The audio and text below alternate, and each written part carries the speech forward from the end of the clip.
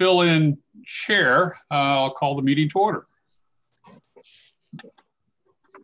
Peggotty, do you want to update us on why I'm here? We've all wondered that, Corky, but we have asked Corky to step in. Mike Jordan has a family emergency in Bend. He's taking care of his mother-in-law, and Michael Weatherby is under the weather. So we have asked Corky to step in for us, and we will need everyone to give a thumbs up that that's a-okay. Unless someone else would like that honor, but. Oh, it's okay. Thank you, Corky. You're quite welcome. Can I add one other thing before we get started too? Yes. I am not being rude by not showing my face. I had a bad accident this weekend, and if you saw my face, you'd lose your lunch. So I'm just saving you that. Oh, nothing I won't get over. It's nothing that is, I didn't break anything, but my face is pretty messed up. So more than usual. But nothing broken. Nothing broken. So don't think I'm being rude. All right, well, let's dive right into it. I think one of our, well, at least in your packet, the item that takes up the most paper is the bylaws. So Corky, there's the bookkeeping stuff at the top that I can run through. The two things that I want to do. First, I want to introduce Kirsten Hull on the call. I can't recall if you all have met her on video at one time or another or not. I know I sent out an email just to let you all know that she's been hired and she's going to be helping me with all of your meetings moving forward, and especially helping with kind of subcommittee work and research as it comes up as we get further into these things. So that's our fresh face in the room, and she's taking minutes now. And so sort of in that vein, for the record, I can just go ahead and call the roll. And we do have it seems like we're a few people short, so we can just get that on the record, who's here and who's not. So we can go alphabetically. So Ann Gravitt. I'm here. Bob Salinger. Here. Lori Stegman. Here. Corky Collier. Here. Dave Ripma. Here. Mike Weatherby. Shirley Craddock. Present. Eric Molander. Here. James Allison. Here. John Niyama. Here. Jonelle Bell. Mary Helen Kincaid. Here. Michael Jordan, as discussed, is absent. Paul Lumley, I expect him to be absent today. Steve Fancher. Here. Tanny Stephenson.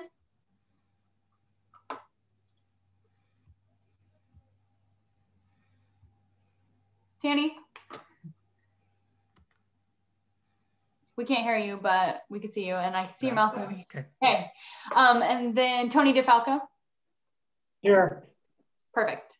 Thank you. Now we can roll into the first item on the agenda. Thank you, Corky. All right. I don't know who has the PowerPoint, if we can pull that up real quick. So yeah, sorry about your packet being so long with these bylaws. Hopefully this will be the last time that you'll need to look at all of them all together.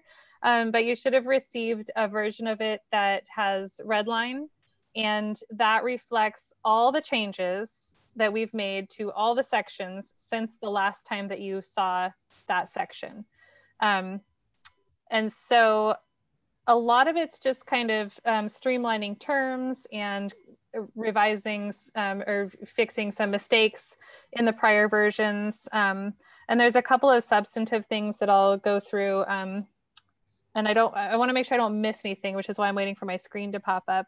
But so in the first section, which is called definitions, there had been a request to include definitions of the LRC IGA board, as well as the JCA. And kind of going through the bylaws, it didn't feel like this section was the appropriate place to make those distinctions because it doesn't refer to anything later on in the bylaws. And so what I felt like might be an alternative would be to put that together in a memo for you all, kind of describing these different governing bodies and what each of their roles are, just for clarity, so that, because there's a lot of things going on, there's a lot of governments and partnerships that are in existence at this moment, but leaving them out of these bylaws, as we do expect that in the future those governing bodies will be sort of rolled into the urban district at some point.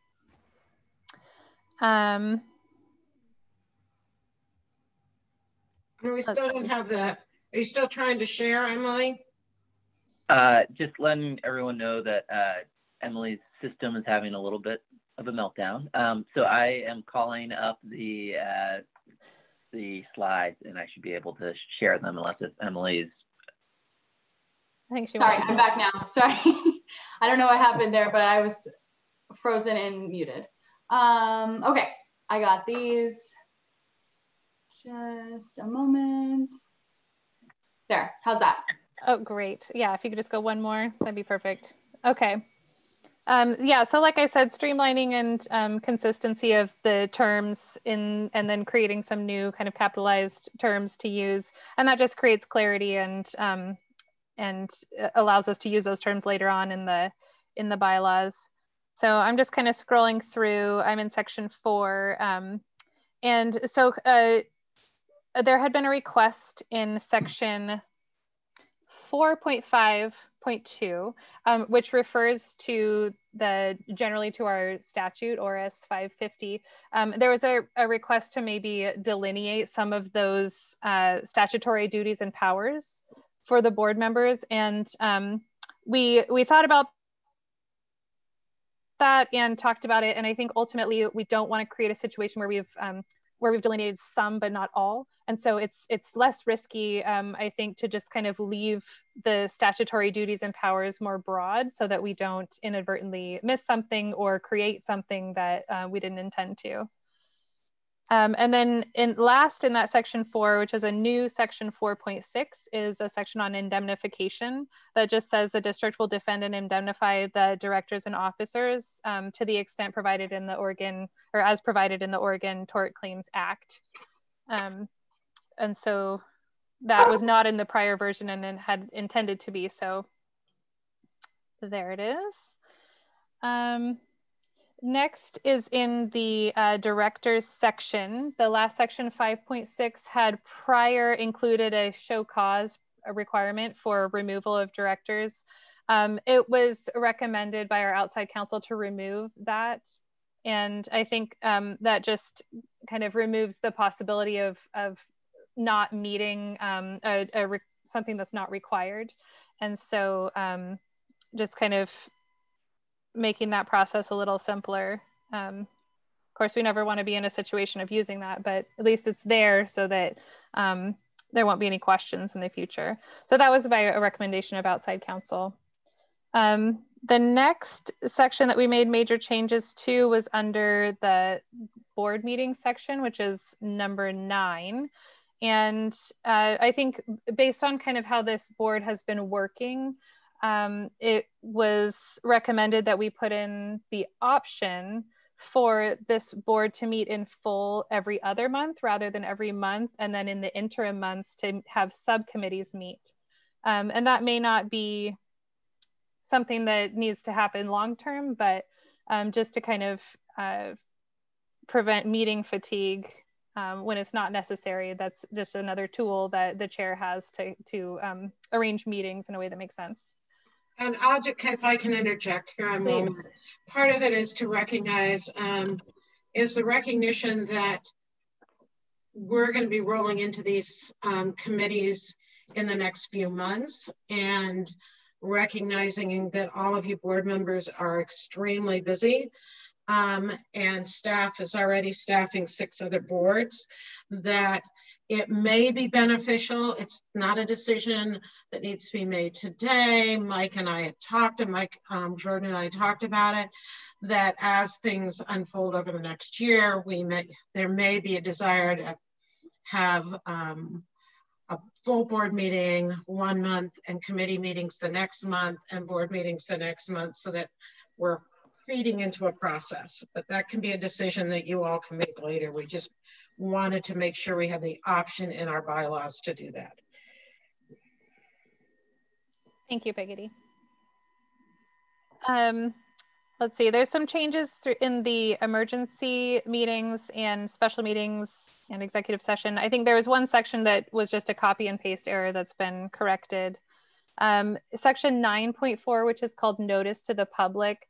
There was a request to be more specific about what we would do for notice to the public.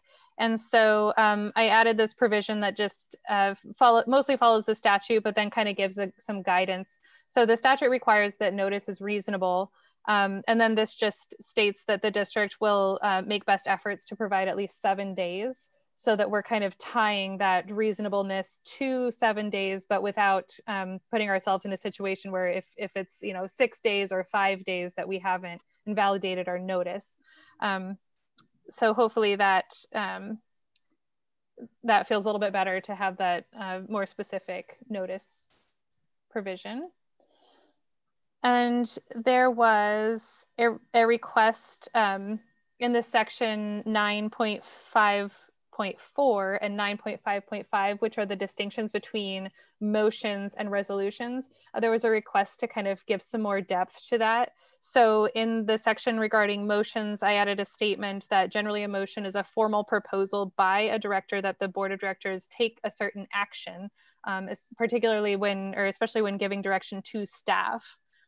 And then as opposed to resolution, which is generally to express a policy or opinion, and then adding this additional statement that resolutions are appropriate when formality or written record of an action are desired, or where a resolution is required by law. Resolution should contain a preamble that sets forth the factual background, legal foundation, and context for the resolution, followed by a precisely worded action to be taken by the board of directors. So hopefully this gives a little bit more depth to the not only the difference between those two and when they should be used, but also kind of what should be in a resolution and what that should look like, to give a little more guidance there. In section 9.6.1, which refers to the order of business on an agenda, we had decided to add in public comment. We just put a little further description that those would be on non-agenda items, so kind of unsolicited public comment, and then with the understanding that if there's public comment on other items that are on the agenda, it would go in that section, which is kind of the traditional way that cities and other governing bodies would take public comment. We added a little statement on consent agenda that any director may pull an item of business off of consent agenda for further discussion. That's a pretty standard way that other governments work their consent agenda. So we're just putting that additional option in there. Budget committee, we changed the name from presider, which is kind of sort of follows the statute, but because the rest of our bylaws and everything else refers to terms like chair, we just termed that person the budget committee chair to be consistent. So small change there. There was a question about, so when the directors become elected, when the permanent board is in place, whether there would be ever a runoff, and these elections are by plurality, so there does not have to be a majority win, and so there would not be a runoff. And so we just put that here and referring to the statute, so the information's all together in this section about elections. Next, in the employees section, we have in 12.2 the option for the district engineer, and we just clarified that the district engineer would be the same as other employees, which are in either directly or indirectly working under the executive director and employed through that same like staffing mechanism. Books and records, there was a request to put some specific references in there to the public records statutes and rules. So we added those in.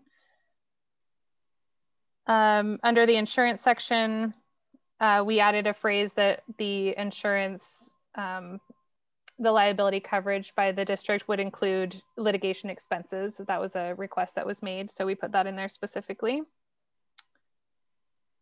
And that is all that I see. So questions, comments? I think the plan is to finalize this based on our conversation today and then bring this to you in a resolution with the final language in January. So we don't have a resolution in front of us today, but we do want to have discussion, have it all teed up and ready to for a resolution next month and hopefully pass easily. Discussion, comments, concerns? Gorky? Yes, sir. I've got a quick question for you and Kelly. If you look at section 18, amendments to the bylaws, Kelly, typically that's 2/3 of all the directors, not just the directors attending. And so if you look at this, the board of directors may amend or repeal these bylaws or adopt new bylaws, provided that such changes are ratified by 2/3 of the directors at a duly noticed and constituted meeting of the board. So quorum would be 50% and 2/3 of 50% would be a minority of the actual directors. So if you had 6 people, 12 people on the board, 6 people attending, 4 aye votes could change that. And my sense is that we want it to be 2/3 of all the directors. Yeah, I agree that that was the intent, and so to the extent that that could be clarified, because earlier on it does define that in order to take any action, a majority is the majority of all the directors and not just of those present. But you're right that it does not address this 2/3 issue in the amendment section. So I'm wondering if I add language just before, so something like 2/3 of the full body of directors or something to that effect to make it clear that it's not just 2/3. And I can see how it reads that way. 2/3 of the directors at a meeting, and that's exactly what it says. So I'll clarify that and make sure that it's clear that it's 2/3 of all the directors. Thank you, Kelly. Yeah, thank you for pointing that out.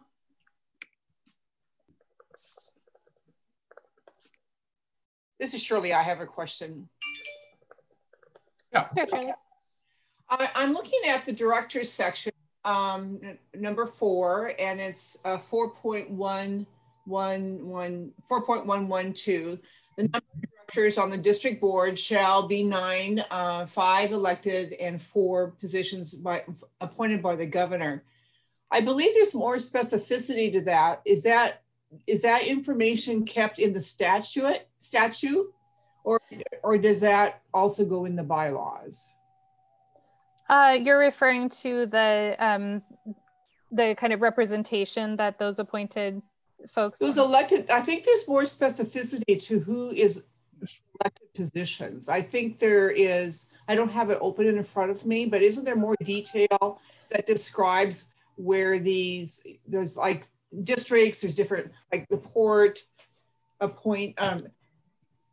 I apologize, I don't have that. Yeah, no, you're absolutely right. So in the statute, it describes where each of those positions or the eligibility criteria for each of those. Yeah, and that's in the statute and not specified in these bylaws. Okay, thank you. And not because we couldn't, but just I just didn't write them that way. I think you did refer to the statute there. Yeah, I think we should actually include them. There's a lot of work that went into that. That was one of the more contentious items. I think it'll be good to repeat it in the bylaws too. We could do that, but if you just go down to one more section at 4.1.2, it lays out references to eligibility and reference to statute. I think for purposes of 4.1, we were just specifying the number of directors. And eligibility, if you go down, the board members must meet eligibility of ORS 550.0 190. And if you go to that provision, it will lay out the qualifications, including being board appointed, representing nonprofit groups, environmental justice groups.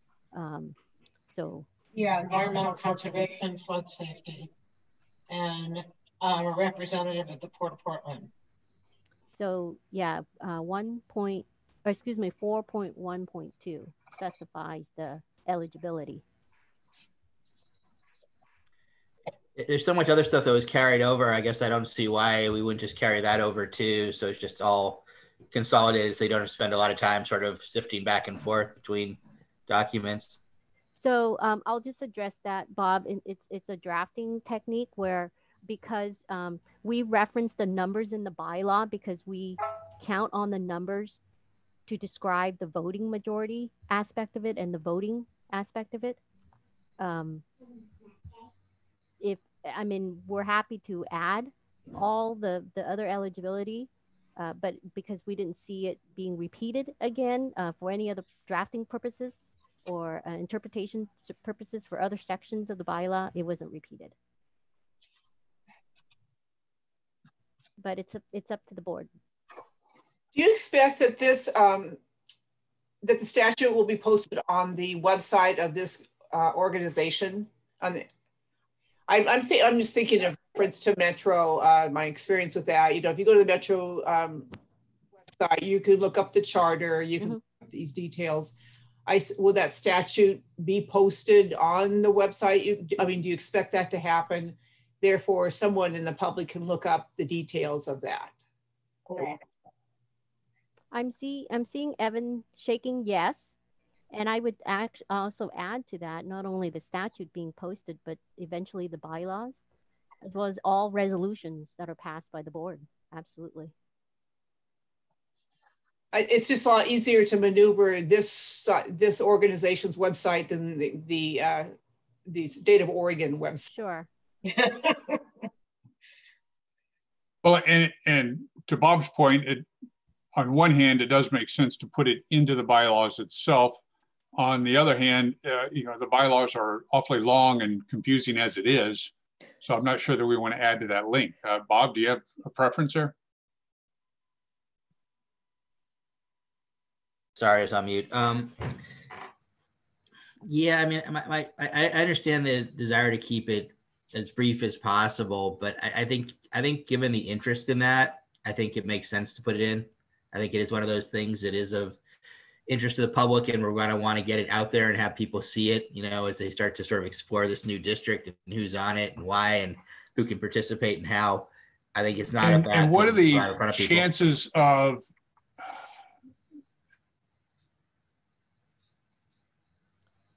I think Corky is. Corky, are you frozen?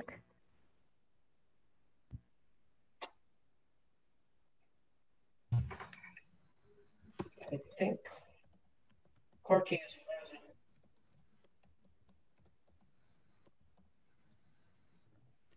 Well, while Corky's unfreezing, maybe I'll just, and I don't feel particularly strongly about this, but I agree with Bob that ensuring the public is aware of the composition of the board is important. And that seems to me like a section of the website at some point explaining who this board is versus expecting that someone's going to read through the bylaws.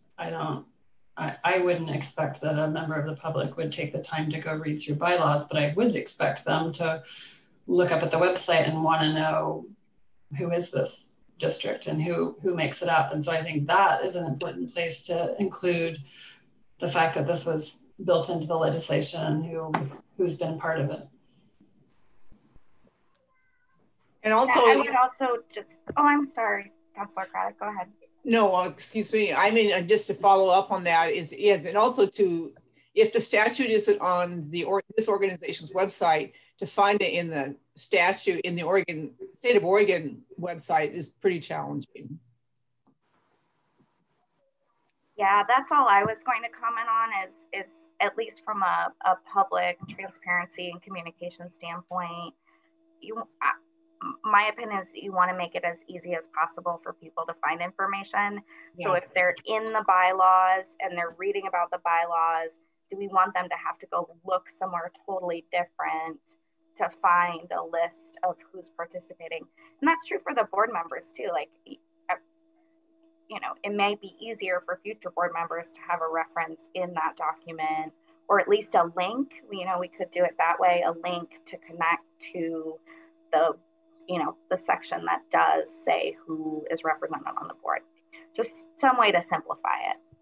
I think that makes sense. And I think the other thing is that it also, I think the other thing I think is important of what Bob is saying is that a recognition, we have two different boards, right? We have the initial board, and then we've got a permanent board, and the permanent board is made up of a different set of group. And actually, we want to stimulate interest for people to eventually run for those positions. So it would behoove us to provide that information, make it readily available. Yeah, I would concur with that. You know, I just would say that, you know, I think I've been in enough discussions where we've been trying to figure out processes in public forums where the bylaws don't match the enabling legislation, and you know, some things are in one place and some things are in the other, and you spend a lot of time trying to figure out whether there's meaning in the discrepancy, whether something was amended later that you don't know about. And so to me, the more they're consistent, just the easier it is on the public to navigate. They don't spend a lot of time sort of trying to figure out why something's in one place, but it's not in the other. I think personally, I've found myself looking frequently at a document that then I have to look at 3 other documents in different places. So if we can make it easier, I think that makes Sure. Yeah, I can add that into the eligibility section, and then I'll just put an additional note that to the extent there is a discrepancy between these bylaws and the statute, that the statute governs, so that in the future, if a decision is made to change those and the bylaws don't quite keep up, that we'll have an answer to that question if there's a difference. Okay. That's great. Yeah, I can definitely make that change for a January adoption. Are there other questions or concerns, changes? Shirley, I see your hand up. I don't know if that's a new one or from before. Sorry, I thought I had taken it down. Okay. Thank you. I gotta figure out how to take it down now. Did you? Oh, someone took it down for me. Thank you.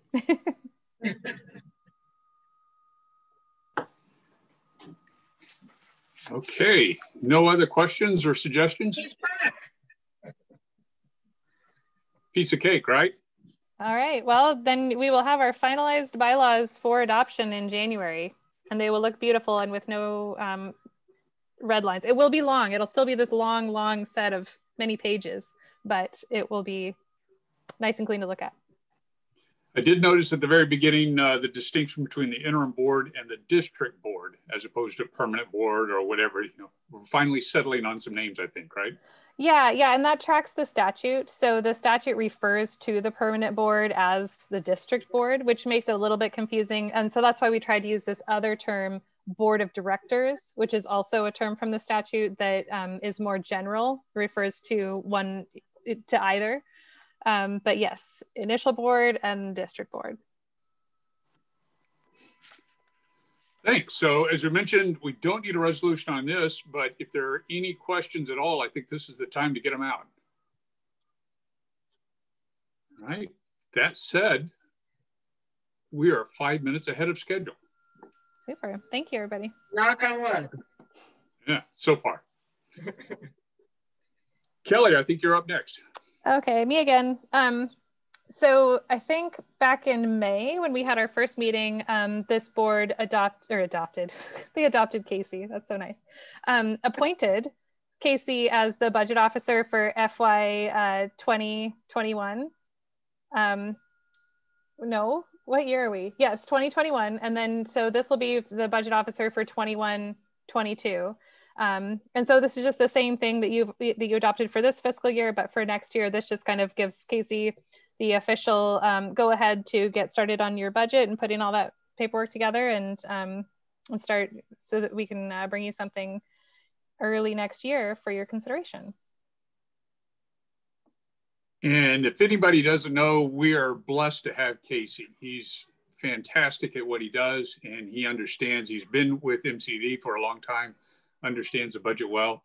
So I can't think of anybody better. Any questions about this? Can we just say Casey Short? So everybody, I don't think we've used his last name yet. So Casey Short. Thank you. Is this taking a motion? It does. Yeah, just a motion to approve the resolution. And I apologize, I didn't put the resolution number on the slide. I move to approve resolution number 2020-1202 of this district to appoint a budget officer. And I don't see Casey's name specifically, but. And I think, but the resolution is specifically to appoint Casey Short, correct? Yes. Yes. So I move for approval. Do we have a second? Second. Second. All right. Then I think we'll go through the list, and I don't have the whole group in front of me. Kelly, can you call off roll? I cannot, but I bet that Colin or Emily would be able to. Emily will be able to. I'm sorry, Emily. Yeah. Yep. Let's see. I only have so many screens. All right. There we go. And Gravett? Yes. Bob Salinger?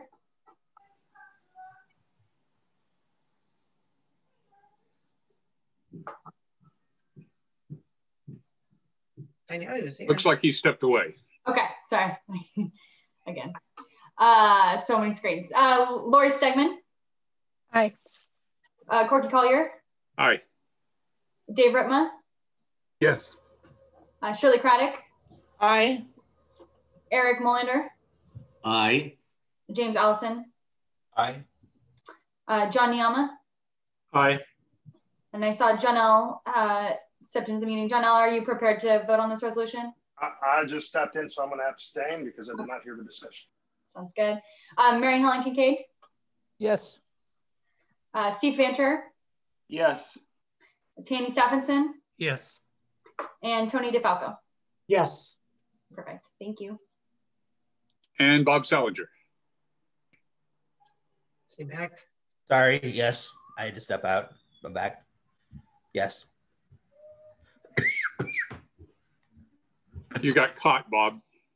I have children and dogs. Yeah, can you hear the one bouncing around upstairs here? All right. Next on the list is committee interest. Kind of an important one, especially right now as we start to ramp up all these subcommittees. Who's giving us the description on this? I can go ahead and start with an intro. So we, as hopefully you saw last week, I sent out a survey for you all just with some initial committees. Hopefully you could see through that email.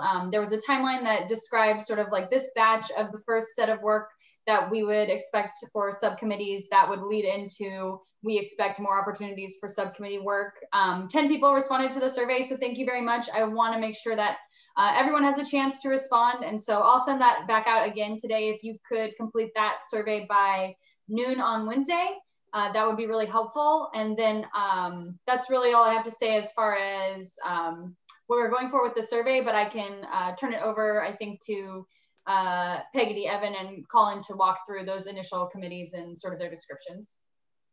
And I wanted to take a minute, this is Peggy, I wanted to take a minute to explain the timeline that's sitting in front of you that's part of the board packet. I think there were some questions and I wanted to clarify a little bit of this. Executive search is immediate. The budget shortfall committee is going on.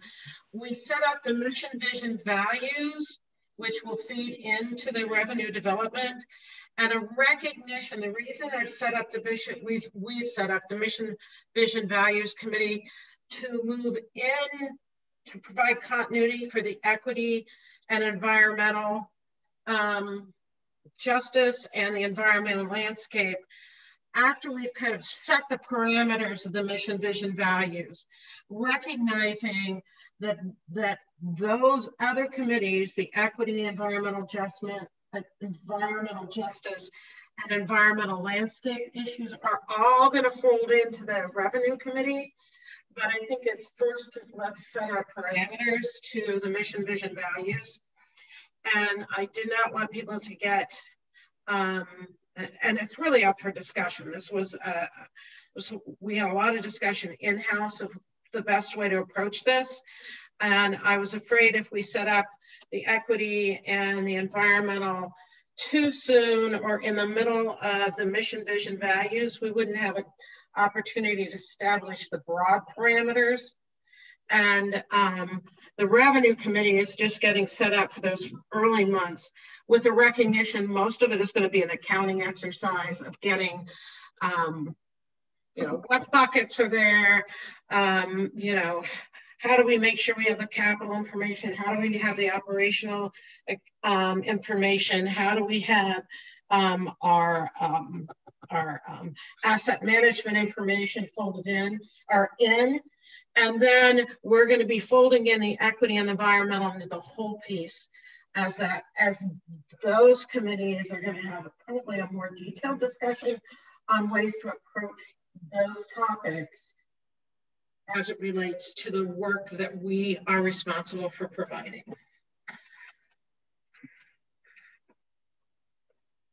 Questions, concerns, thoughts, alternatives? Yeah, Peggy, this is John L. Just a comment and maybe a question.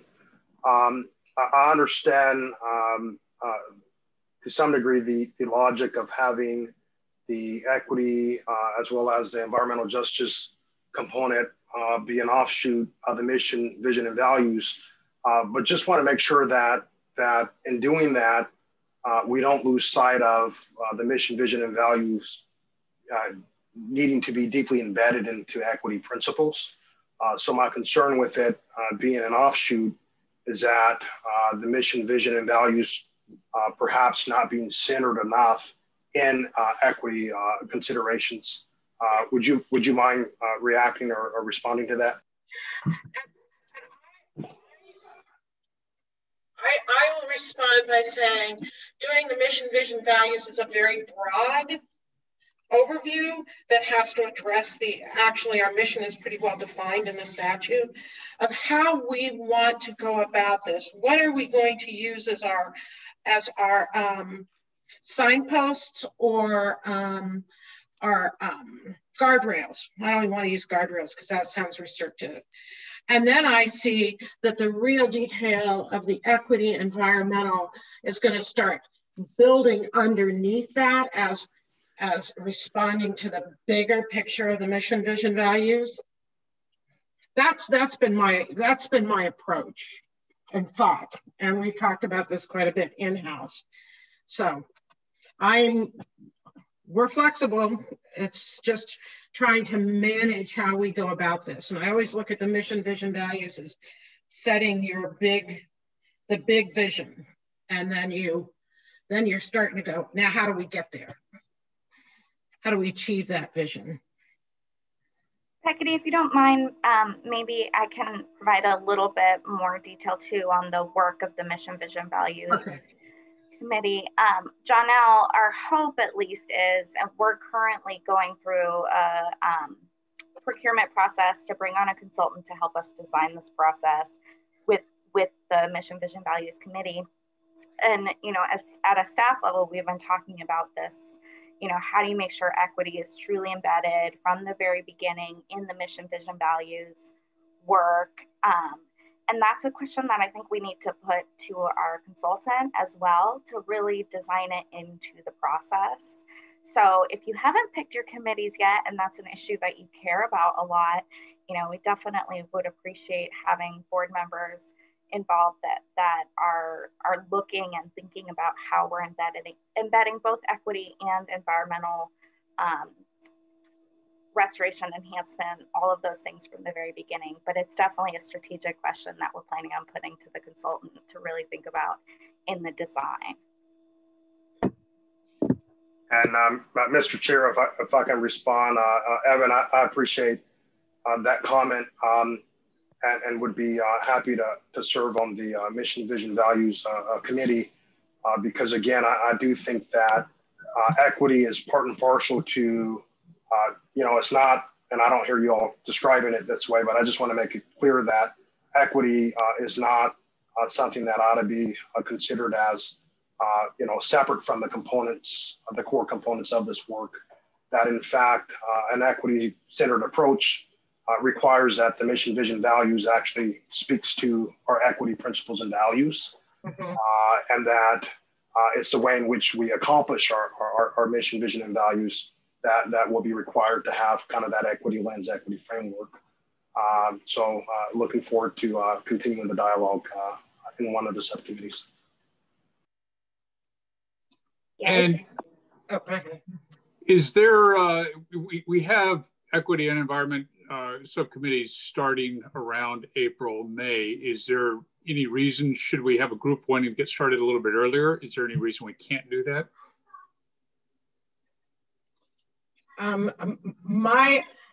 We could start that. I just don't want us to be over, I mean, part of it is overburdening board members and also overburdening staff with trying to do both, all three of those things at the same time. But we can, if board members are willing to start early, we can start a little earlier. And my concern was actually mostly for staff, exactly as you mentioned. Corky, I don't know how to click a button to say raise my hand. So it's okay if I make a comment. Somebody said Please. Hit participants and raise hand, but I fully agree with Janelle. Sort of the way when I saw this presented, it was we're going to do mission, vision, values and include at some point. And I might not say this properly, but I've been very supportive of including equity issues, cultural history issues, which is kind of embedded in equity, and environmental social justice things, living in the neighborhoods that are going to be most affected. And I think I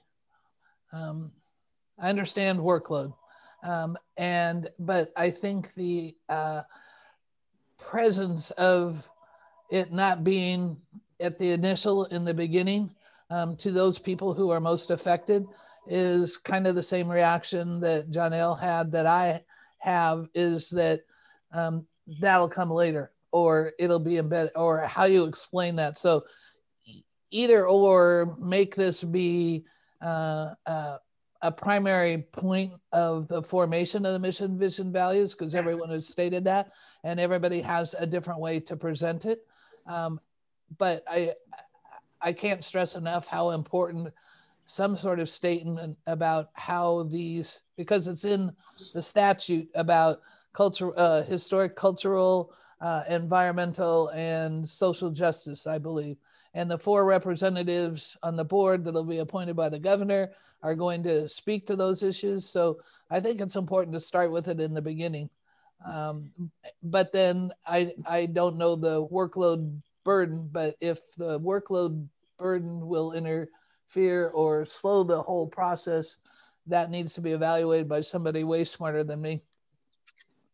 Can I respond? Because maybe I did not express this well, or maybe I didn't, it still is.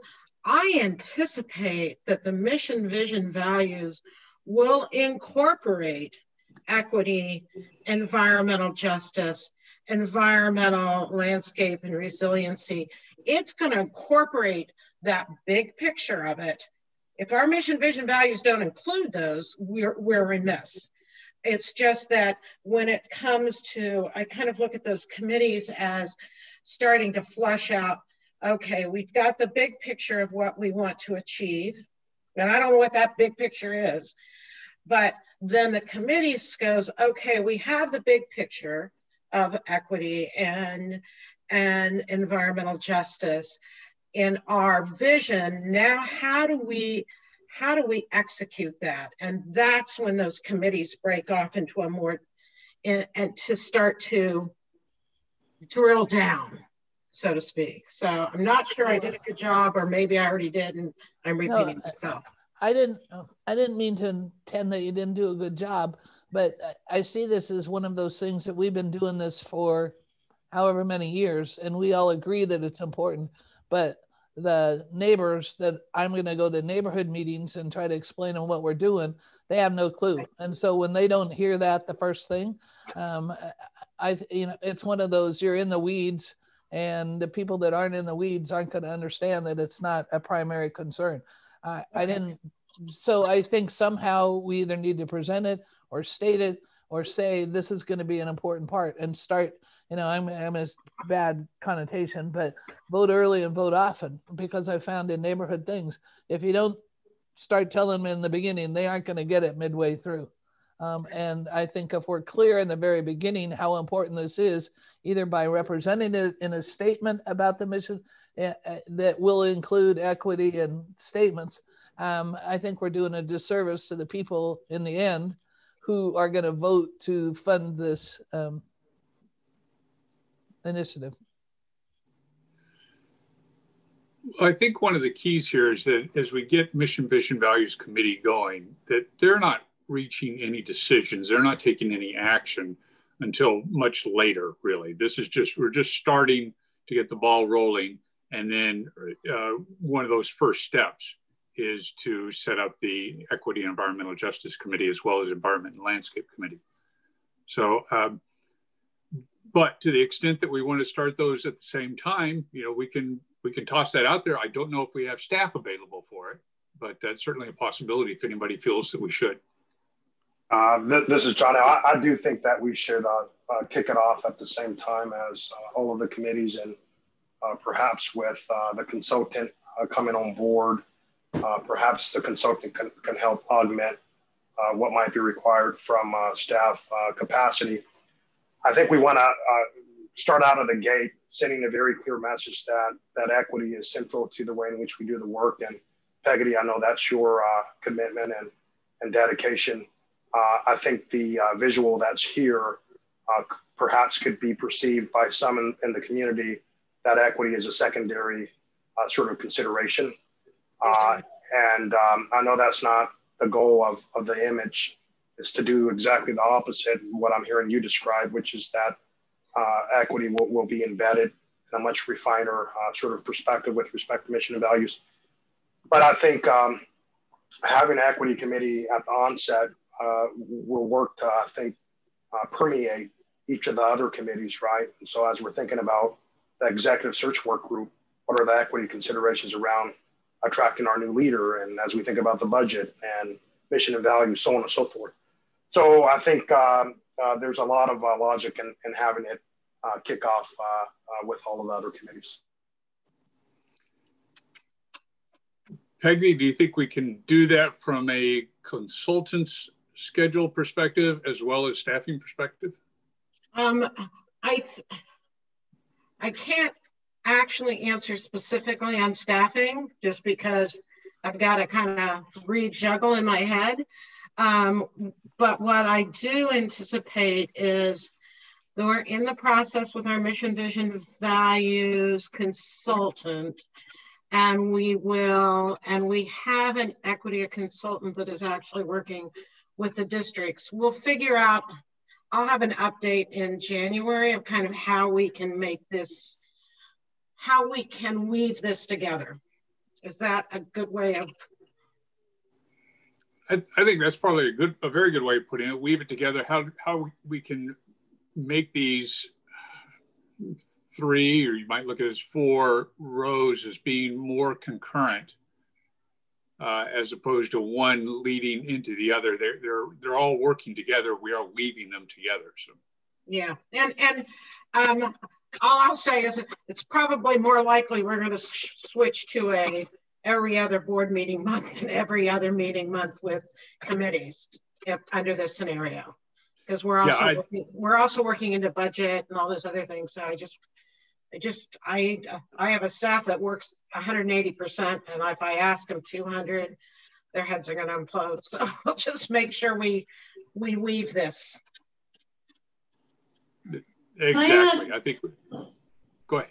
Sorry, Corey. I want to reiterate something Janelle said that I think is important. And some of this I really do think is the optics of this slide, because I know from our presentation last month, all the good work that MCDD staff already is doing on equity. I just thought that presentation last month was super beneficial. But I think it is really important to remember that the equity work informs all the other committees, and the way from the executive search to our budget shortfall to the revenue development. And it's just the way the slide is designed. It reads as if it is inextricably linked to mission, vision, values, which it is. But I also think it needs to inform the work of the other committees as well. Okay. What Janelle just said, and I'm just repeating it, but I thought it was a good point. Thanks. Thank you. So one of the bigger concerns, I think, is going to be staffing abilities, because as Peggy just pointed out, we're putting a lot of stress on them. And so if Peggy can get back to us with a revised plan that doesn't break down our staff, but does make all these efforts a little bit more concurrent. Yeah, and I think I do think I clearly hear that the slide is not something we want to use from a public perspective. We need to have something that is much more integrated. So that's very clear. Yeah, well, this is our sort of our schedule. It's a slide showing our schedule. I understand that. But Ann's point just now is, I think, a very, very good one, and that equity is something that informs the executive search work group, as well as mission, vision, values, as well as the budget support. All right, any other questions? Yeah, I do. So how large are these subcommittees going to be? What's your sense of that? I anticipate, this is Peggy, and I anticipate the executive search committee will be, we have to remember that half of that committee is going to be from MCDD, and the other half, because this person is going to be serving both boards. So that will probably be a smaller group. And when talking to our recruiter, it looks like potentially 2 from each board. And then I anticipate 4 or 5 on all of these other committees. Could be more, could be less, but that's what we're seeing right now. And then for mission, vision, values, at some point, the subcommittee has got to come back to the entire board. I'm assuming that will be at our May or June board meeting to discuss their work, so that you have, in effect, a real consensus among all the board members on what they are. Is that typically the plan that you would have? Actually, the plan or the vision that we were thinking is that these subcommittees will meet, come up with some recommendations, like let's just say in February, the committees meet, and then in March bring forward some of their recommendations, their thoughts, their vision, so that so everybody's moving along at the same pace and people aren't working in silos. And then the board hears progress, can make adjustments, and then the committees will go back to doing their work the following month.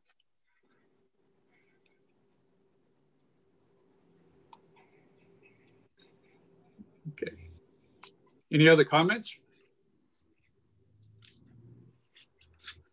All right. Be sure to fill out the survey. That is a reminder to many of you, as well as myself, that haven't gotten to it. I would very much appreciate that, because we don't have a lot of time to get this rolling. Sunny, I think you're up next. All right, good afternoon, everybody. Let's see here. So just wanted to provide an update, and then we've got an attached resolution for your consideration based on my presentation, and then Kelly's presentation following me on bond counsel regarding our financial advisor. So as we've discussed the past few months is that we don't have any funding secured for this next fiscal year. And we need to start developing our budget in the new year for the fiscal year. So the Budget Shortfall Committee back in October recommended that we start pursuing a line of credit so that if we don't get funding from the state, that we do have another option. And so we got authorization from you all at the last meeting to procure a financial advisor to help us evaluate and solicit for a line of credit. And so we went out and solicited 4 advisors for proposals about their services, their rates. And those advisors are Piper Sandler, PFM, Financial Advisors, D.A. Davidson, and then the Special Districts Association of Oregon. And we evaluated those 4 firms' proposals based on their personnel experience, their experience working with public sector clients, when they've used creative solutions, their unique values and approach to funding, and then finally their fee structure. Based on those 4 proposals, we narrowed it down to 2, and we interviewed Piper Sandler and D.A. Davidson. And after those interviews, we're recommending that we award this contract to Piper Sandler. And we base this recommendation on their depth of knowledge in Oregon public financing. They have a very skilled, unique project team based here in Portland that included underwriting, bank relationship specialists, and also the ability and experience of legislative interpretation. And then finally, they have an incredible track record of passing general obligation bonds in Oregon. And so we think that experience will be invaluable to us over these next few years. So what comes next is today, if you will accept our proposal of entering into this contract with them, we will, you would authorize Peggy to sign the contract, and then we'll start working on them to develop a funding strategy. We'll then start move forward with talking to potential guarantors, and at the same time also work on a term sheet for this line of credit. Once that term sheet's done and we understand what the guarantor situation is, we will then solicit our term sheets to the lenders in mid-January. We'll put that out probably for about 3 weeks, so people have enough time to digest and respond, and then we'll get responses from those lenders in mid to late February with our goal of presenting these options to the board at the March 15th meeting. While we're running through that process, we'll also start working with those potential guarantors on an IGA discussion and execution. And then finally, we'll bring a draft budget to you all based on that line of credit financing in April. So with that, are there any questions about the process or our recommendation of going with Piper Sandler? I've got a question, Sunny. You just mentioned, this is mainly about the current budget or the upcoming year, but then you also mentioned the GO bond effort. Is this contract for 6 months or for 6 years? It'll be for 5 years. So it'll be both. So our short-term strategy and our long-term strategy development. And what is the total fee for this, and how is it structured? So yeah, we got a few different types of proposals for the fee structure. The Piper Sandler's fee is that they do a 1% fee on the borrow amount. And then our next phase of actually laying the groundwork for a GO bond and any special projects, like helping us with credit ratings, those types of things could be hourly if there's not an immediate lending need. So, but we're not committed to use them for credit rating or any hourly fees at this point, correct? No, no. Mm-mm. Okay, thank you. And it's 1% if we succeed in borrowing money, or 1% of the amount that we want to borrow? What was that? It's 1% fee on the borrow amount. What happens if we do not succeed on borrowing any money? Then they would default to their hourly rate. So they get paid whether we succeed or not. And okay, so typically a success fee like this really is based upon success. So if they don't succeed in getting us to the point that we have the $2 million line of credit, what do you anticipate their hourly rates to be? Order of magnitude. I mean, yeah, I have it pulled up.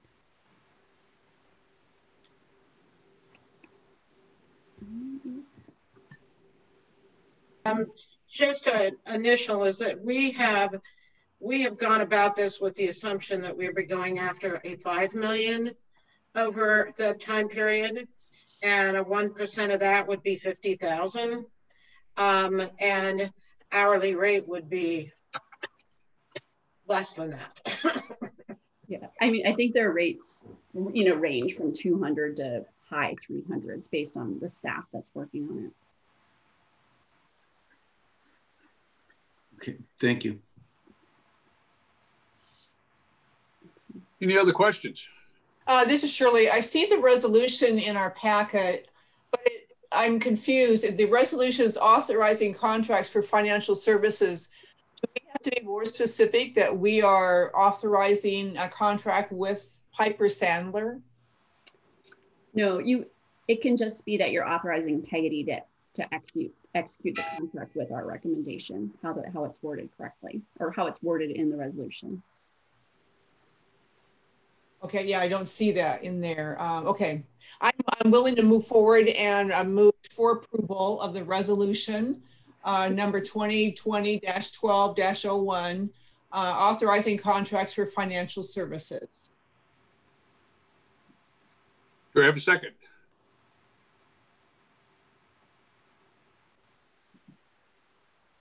Second. Anybody? Lori, was that a second, Lori? Yes. Thank you. All right, Emily, can you call the roll on that?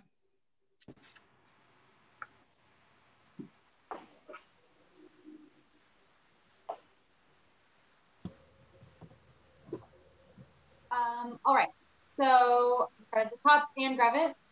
Yes. Bob Salinger. Yes. Lori Stegman. Aye. Corky Collier. Aye. Dave Ritma. Yes. Shirley Craddock. Aye. Eric Mullender. Aye. James Allison. Aye. John Niama. Aye. John L. Bell. Aye. Mary Helen Kincaid. Aye. Steve Fancher. Aye. Tanny Stephenson. Aye. And Tony DeFalco. Yes.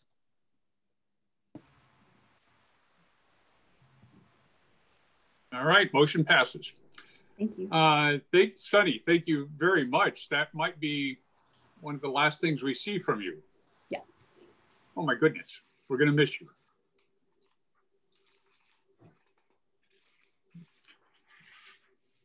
All right, moving on to bond counsel. I think, is Kelly gonna be presenting on this instead of Han? Yeah, so me again. Hi, Kelly. So just wanted to give you a quick update on bond counsel. So as part of this financial services sort of package deal that we're going out for the 5 million, we will need bond counsel to work with us on that. So we are exploring some options for that. We've worked with Hawkins in the past, and they've been great. There's about 3 firms in the area that do the sort of work that we need. And so now that we've got Piper Sanders on board, we're going to work with them to make sure that we get a good team together for this. And so we should have a decision here by, I'd say, in the next week or so, after discussing a little bit more with staff and with Carol at Piper. And yeah, so we're well on our way. We're up to our necks, and we just want to kind of vet out some if there's any potential conflict issues with the merger, and make sure that we've got all our T's crossed and our I's dotted.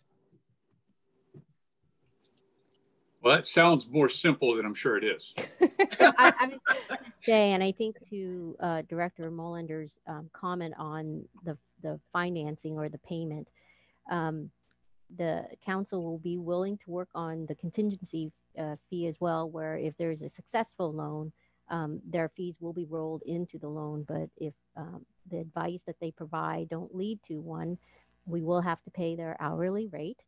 And I'm certainly in the wrong market in terms of legal practice, because these bond counsel are also expensive, ranging from $300 to $500 an hour. My understanding from staff is that it will be paid out directly from the urban district's funds, which are at 40,000 plus the 120 you'll be getting from you'll be getting from LRC once the accounting system is up. So there are money available to pay on these contracts. At least for the next few months. Right. Kelly, what do we expect the total fee for bond counsel to be for setting up the line of credit? The numbers that we've looked at are 40 to 50,000. That's a ballpark. I believe that we might be able to get it a little bit less than that. The recollection that I have for MCDD's $10 million loan was between 50 and 75. So I think that sounds like the right magnitude for 40 to 50-ish. Yeah, there's not much leverage that you get. I mean, it's still every line of the agreement has to be read, and whether you've got one more zero or one less zero, it's still the same amount of work for the attorneys.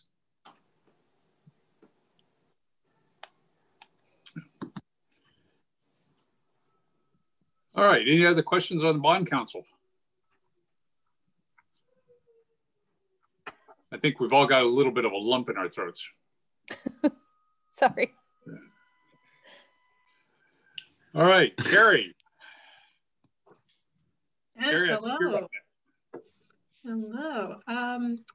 All right, so thank you. I'm very excited to be here. This is, as you know, my first time presenting to you all, and I think your first time hearing from staff on information about the environmental program at MCDD. So Emily, do you want me to just say next slide? That works for me. If you want to run it, you can open it separately, but I have it open right now, so I can just go for it. I can run it. It says you've disabled screen sharing. Oh. So has disabled screen sharing.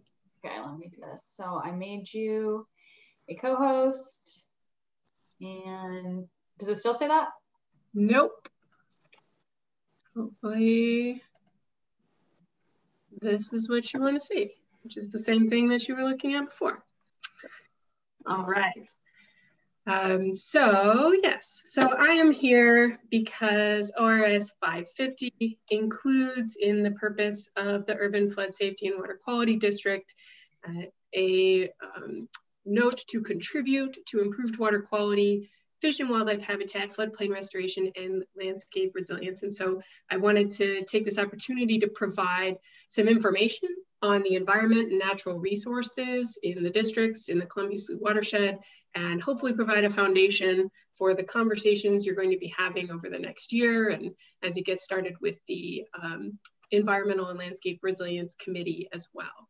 And you'll see that in this slide, I highlighted sub F and G as well, because I think that while they have plenty of implications and value entirely on their own, I really see that there is a lot that equity and social justice and climate change can offer to thinking about environmental issues. And so if they were not there, I would still today be encouraging you to think about the way that environmental investments can incorporate climate change and advance justice.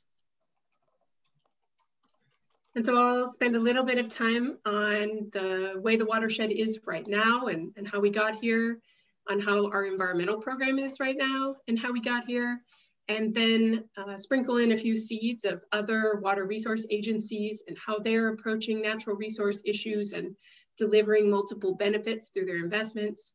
And then I'll raise a few recommendations for you all to consider in these next phases. So I'd like to offer that one way to think about the slough watershed, the natural resources in the drainage districts and future urban flood safety and water quality district is as a reflection of the values of the communities that were there. So since time immemorial, Native peoples have lived and continue to live in this area using the floodplain for historically for fishing, hunting, gathering, having multiple communities in this area. And that is a value system that works with nature and that values natural forest products, hunting, gathering, and the natural cycles of the year of the rivers. And you can see that reflected in this first map, the one in 1905, where you see the districts as a place of constant change, a natural floodplain where we have streams and rivers and wetlands everywhere, and most likely that land and water boundary was changing, at different points in the year and from year to year. And by the early 19th century, and with the development of the levees that are here today, and the devastation of those indigenous communities through disease and invasion from European colonists, we see the shift to a different value system about rivers and the environment. One that places a premium on private property and on economic activity through perennial use and agriculture as a form of producing environmental products. And then as we move further through the century, we see the Industrial Revolution, where rivers are a thing to take waste away, to the modern environmental movement, where we start to intercept and make investments to improve the environment and continue to have environment and economy and residential areas side by side. And today, our landscape is a conglomeration of all of those pieces of history, of all of those values, and also reflective of the way we think about the value that land and water has, which is in residential opportunities, in economic opportunities through industrial and businesses, through transportation, through natural areas and access to nature. And you can see on the right-hand side here, kind of the last piece I want to walk through to give you a sense of the natural resource conditions of the slough right now. These come from the City of Portland's Watershed Report Card from the Columbia River Slough. So kind of breaking down the idea of watershed health, and each of them, I'll give you kind of the top line, driving those scores. But what I hope you take away from all of them is that the slough watershed is a place that has a lot to give. This is a watershed that has met some significant impacts and challenges in the last 100 years, but is inherently very resilient. And it's also a place where we see equity and environment come together, and we see some of our environmental issues as environmental justice issues. And I think that shows up as I talk through these. So the Watershed Report Card gives us a C+ for hydrology. Not awesome, not terrible, right? Because we do have an above ground stream, which is not always the case for urban watersheds. In a lot of cases, streams are piped, they're underground, and we have, the slough and some of the ditches and wetlands in our system available for people and for wildlife.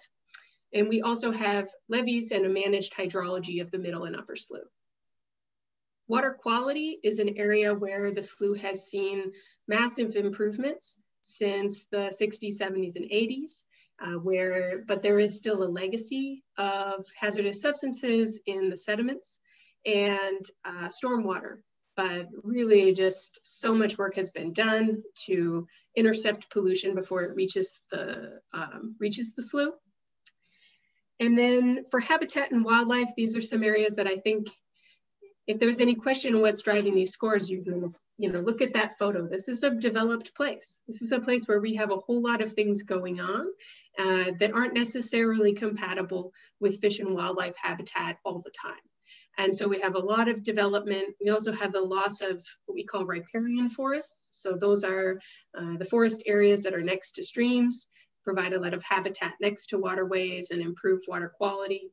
And another thing driving this fish and wildlife score is the disconnection for native migratory species that might have historically come up to the middle and upper slough, like coho salmon or lamprey, due to the levee and pump system.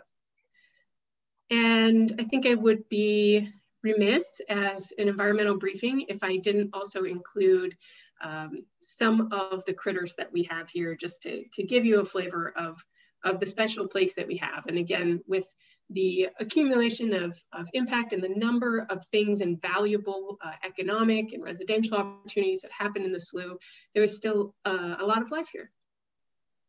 And thank you to the Columbia Slough Watershed Council for these slides.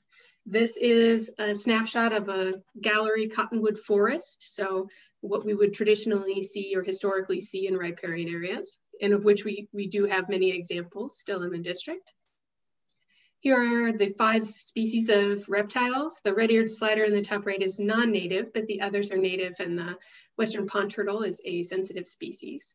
And we see both of those turtles in our peninsula drainage canal that would be within sight if we were in the district headquarters right now.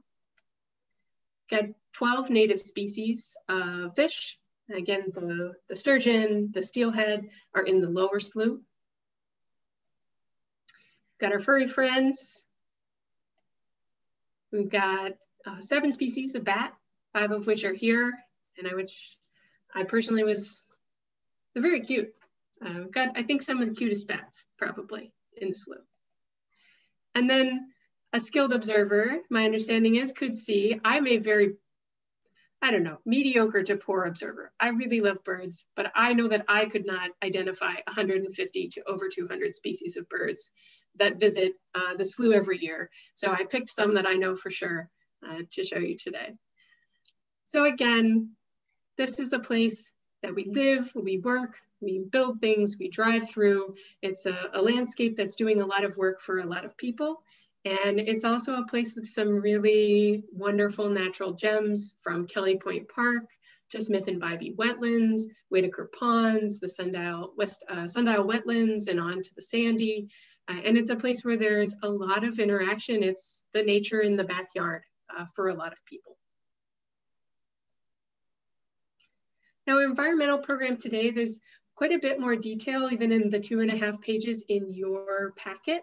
So please feel free to follow along with that or check it out later. I'm going to hit just some of the highlights about our program today and why it is the way that it is. So these services that, so I joined the district a little over a year ago, and I'm the district's first environmental program manager, which is not to be confused with the idea that we just started doing environmental work. The regulatory system asks us to be cognizant of the harm that is or could be created. And the pump stations manage, frankly, the hydrology of the middle and upper slough.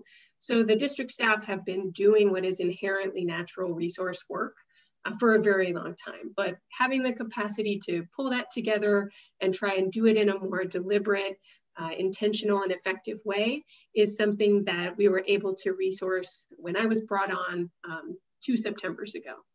And so I've organized the services that I and other staff provide related to the environment around things that make us faster and better at delivering drainage and flood risk reduction. Okay, so we attempt to do no harm as we see the regulatory system ask us to do. And we are sometimes able to create net environmental benefit when it comes along with something that benefits the core services that we provide of drainage and flood risk reduction. But what you don't see or wouldn't see reading into these services is the net improvement of the environment. Under our current statute, that sets something that we are able to do. But we're able to do a lot with what we have. And I'll highlight just a couple from here, but There's a number of successes that the staff here have been able to accomplish just in the last year. One that I get a little excited about is through our invasive aquatic species program. So partnering with Bureau of Environmental Services, we survey to identify and remove invasive species in the slough. So these are plants that form big mats, they clog the pump stations, they crowd out native species. And in 2019 alone, this program identified and eradicated 3 different new species, new aquatic weeds that were introduced to the slough before they could even get started and become a bigger problem. So we were able to nip it in the bud, so to speak.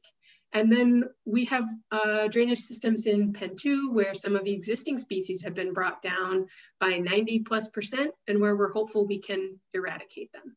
So that's something that really helps us from a conveyance standpoint and is also making space for wildlife and for native plant species.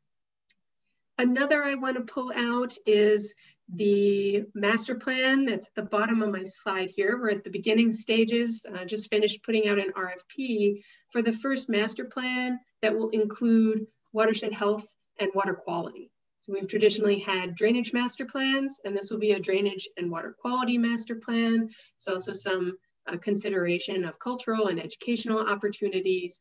And I think it's something that will be an exciting evolution of the way that we do that work and something that we can look to as the new district thinks about what it means to develop a watershed plan. So just a few of our successes, but I hope that you think beyond what we are doing right now. And so I wanted to sow some seeds from water quality, water resource agencies and programs around the region and around the country, just to get you thinking about what the Urban Flood Safety and Water Quality District could include and how they might think about, how we might think about natural resources. I'll tick through, there's 4 of them. The first is the Mile High Flood District, previously known as the Urban Drainage and Flood Control District. This is an agency in the Denver area that coordinates with 33 municipalities and across 6 counties on flood risk reduction. And things that I really like and want you to pull away from these guys is, one, when you look at the mission on the right, I appreciate the way that they pull stream restoration and concepts around environmental improvement and flood safety together. And they're saying we do both of these things. We're a government agency who is effective at environmental improvement and flood safety because we do them together. So that's one thing. Another is that they use watershed plans to inform their capital plan. And so their watershed planning is a mechanism of identifying flood risk reduction opportunities. So I think that's a pretty interesting example for us to think about as the watershed plan for the new district comes closer. Another example is from a programmatic standpoint, pretty different. It's a grant program. The Floodplains by Design has about $70 million distributed this year in the state of Washington. It's a partnership between the Nature Conservancy and Ecology. And the thing that I wanted to pull out about Floodplains by Design is that they very intentionally are moving away from the either or mentality that often gets tied into conversations about the environment, that we will either protect the environment or we will protect people and economic activity. And this program prioritizes projects that do multiple things, that enhance economic vitality, that protect communities, and that improve the environment. And I think that that shift in mindset is pretty powerful. To see what you come up with when you ask the question, can we do multiple things with our money and our investment? And do we have to stay in an either or space? And you can see the dots on the bottom right that are the projects that they have funded so far, and check out floodplainsbydesign.org to learn a little bit more. And then the next is Clean Water Services. I went out of county for diplomatic purposes, and also because I figured that many of you all could bring examples from the water, wastewater, stormwater utilities within this county, that they are a regional wastewater and stormwater utility that really frequently uses nature as part of the way they deliver their infrastructure service. And so we think about that as natural infrastructure or green infrastructure, working with nature to get where we want to go. And they also have been foundational in a partnership with 30 plus other organizations to enhance and restore the Tualatin watershed. And they've done this without costing their ratepayers more.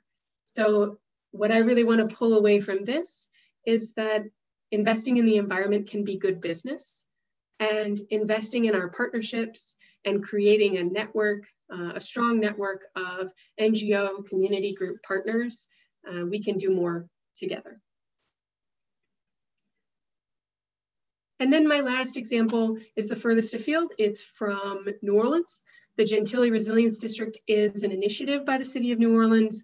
They install a number of stormwater management and neighborhood placemaking projects, many of which utilize and work with nature, so utilize that green infrastructure concept.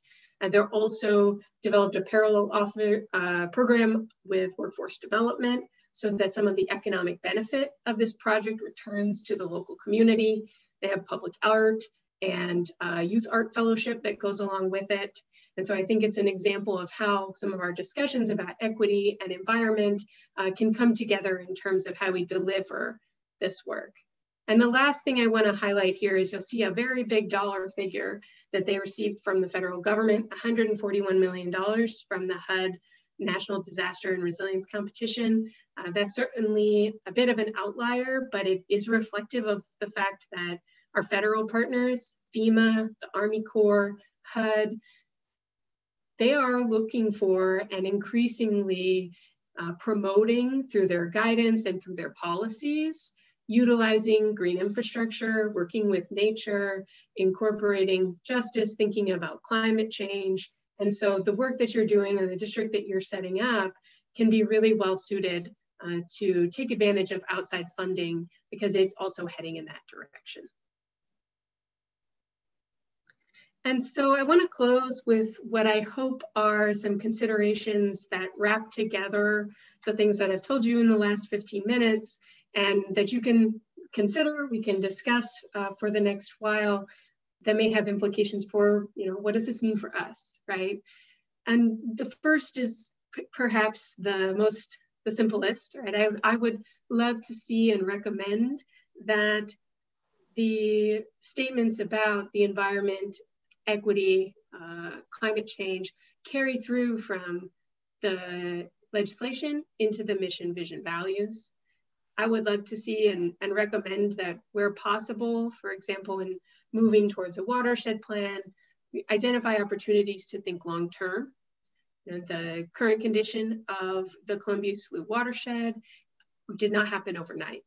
And the ability to find a balance and a sustainable way to live with water and protect the economy, the environment, and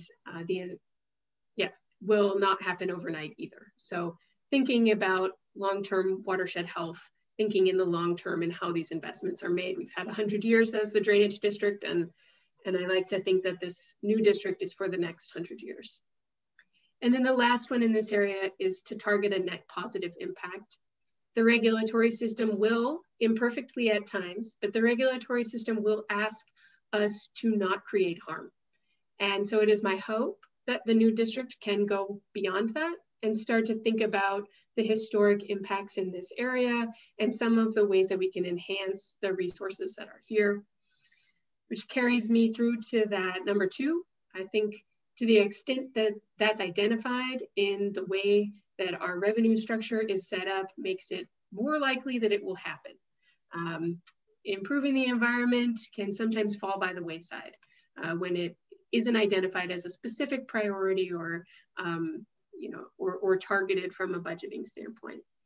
And the others in here anticipate working through partners. What I mean by that is I don't think we're always going to be the best suited, especially if we take an equity lens to our environment work, to be doing some of the things on the landscape, be they tree planting, restoration, engagement with private property owners. And we do have a wonderful network of community groups and nonprofits that I hope we can use grants and contracts to work with and support and be supported by.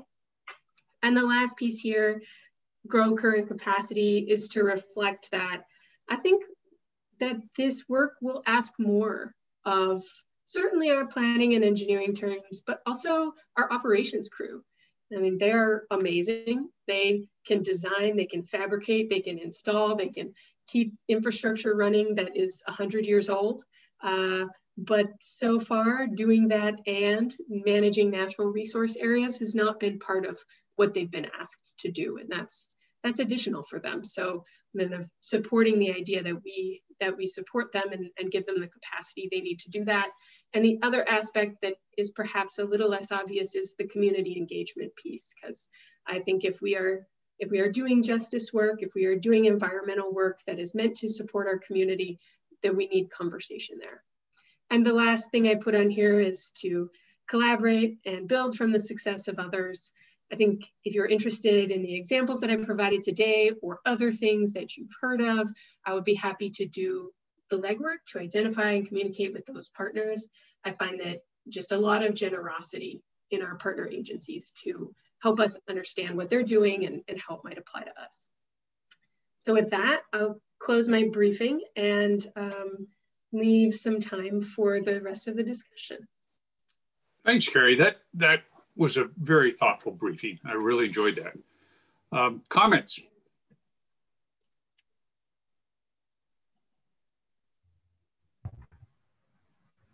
This is Shirley. As you went through this, I was thinking about each city develops their own watershed plan. And I would assume then that this district is going to need to work with each city to coordinate those watershed plans. Is that your expectation?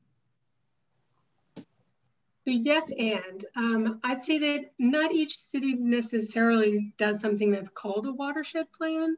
They certainly have, for example, maybe the mapping of a natural resource zone, or they have environmental code, they have land use planning processes. And so I think that it is definitely my hope that we're able to be knitting that together, and that the communication is going both ways, thinking about watershed health and watershed issues so that we're as aligned as possible, because the district today and the new district will not be able to do this on their own, neither can those municipalities. And so identifying those places where we are, we have the same gravity, we are headed in the same direction, will be really important. Yes, I would think so. I mean, obviously the river is at the lowest point, and so the water does run downhill. So I would think, I'm thinking particularly the 4 East Loma County cities for sure, and of course, City of Portland, to coordinate all of that would be really important.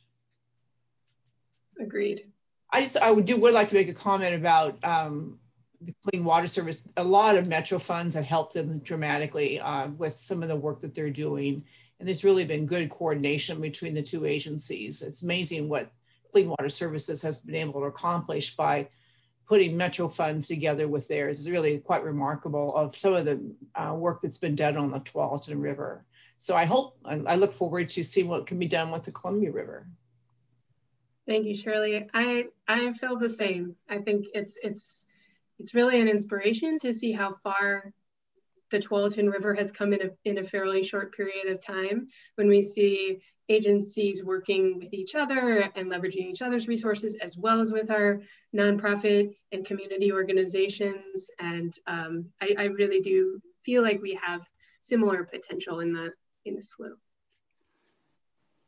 Along those lines, Carrie, I love it when you can combine this combination of the services that we're providing along with environmental improvements and staying on a budget. When we can do that, it's fantastic. Those are the huge success stories. But that's also being kind of Pollyannish in a way too. I mean, it works a lot of times, but not all the time. And we are in a bathtub here. So there are times where our services do conflict with environmental improvements. And I'm wondering if you've kind of created maybe a list of where that happens, where we can focus on those areas, because maybe our fees are not structured properly. to accommodate environmental improvement in the areas where it does conflict with our services. And so I'm wondering if you have you done any work to kind of say, okay, here are the big wins that we might be able to get. Of course, those are great. But then here are the areas where it's a lot tougher. And we're going to need an adjustment in our fees. We're going to need an adjustment in our mission, perhaps, you know, where we need to adjust our approach in order to make those environmental improvements.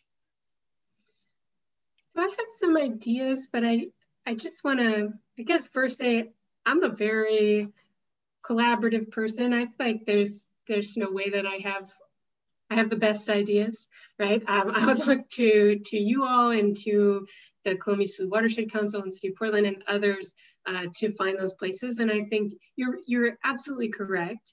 You know, also natural infrastructure takes space, and I sometimes differentiate natural infrastructure as when we truly use nature to do our work, and green infrastructure as when we're kind of mimicking and using the principles of nature.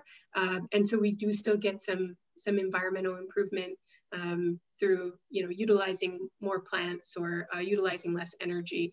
So those aren't always going to pencil out. I think when we look at a longer time horizon, that tends to change. You know, and plants don't grow overnight, and environmental services or soil health or watershed resiliency doesn't come back overnight. So that's one of the reasons that I was encouraging that we look at the longer term, because sometimes those environmental improvements do pay for themselves in a longer time horizon than, for instance, let's say adding storage capacity in the watersheds of places that it's okay that they fill up when it rains a lot and then drain down when it doesn't, without impacting our roads and businesses. That might not be something that costs less than a pump station upgrade right away, but it might be something that costs less than a pump station upgrade every 15 years, you know, for the next 100 years. So I think that I would love to perhaps work with some of you or spend a little time working with our partners on what those specific opportunity areas are. Feels a little not quite ready to just throw ideas out there.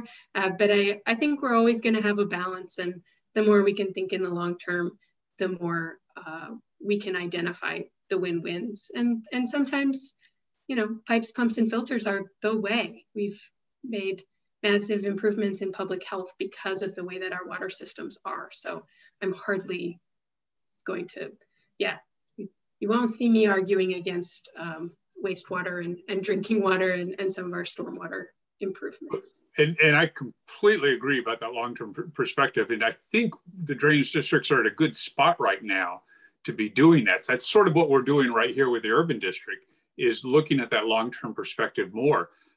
So we look forward to working with you on this more. I think this is great work, and this is a good opportunity and good timing for it. Thank you. Corky, you have a question? Yes, sir. Hi, Carrie. Hey, thanks for the presentation. That was super helpful. I was wondering, have you had much of a chance to work with the Army Corps? I mean, I know you referred in your presentation to some of the more innovative approaches they're taking. They didn't really take any of them in this EA. In fact, the environment was pretty much missing from the EA for the improvements. And I'm curious if you had a chance to sort of talk to them at all and look at that and make any suggestions for how environment might be more incorporated into that work. We have been making suggestions along the way and where we can. I think, it's my understanding is that the authorization that this feasibility study is under is quite limited. And they have been, in some cases, we see the comments that we make and the things that we're pushing for show up later. Very rarely have I seen quick and immediate reactions to the things that we're suggesting, but we are definitely looking and thinking about that to the extent that we can influence them. And it would be super helpful at some point if the district could share the comments that they've made on the environment with the board. It'd be great to see what the district is recommending. I will I can't make any promises, but I will certainly communicate that and find if there's a way that we could do that in a succinct fashion. And Bob, we're actually, this is Peggy speaking. Our next board meeting is going to take on about an hour of discussion about all this. So hopefully we'll get some of those questions answered. Great, thanks. Thank you both. I wanted to just make a comment related to what Shirley said about other cities, and I think Bob might have more in-depth knowledge than I do on this, or recent. And having Mike Jordan as a BES director, but the city has been, and I don't know where they are in the process, redoing their watershed plan. And at some point a couple of years ago, it was running parallel. And I think that the information there is beneficial. The Park Bureau also has their own environmental management plan because we've worked with them in the Arboretum and in some of the drainage ways.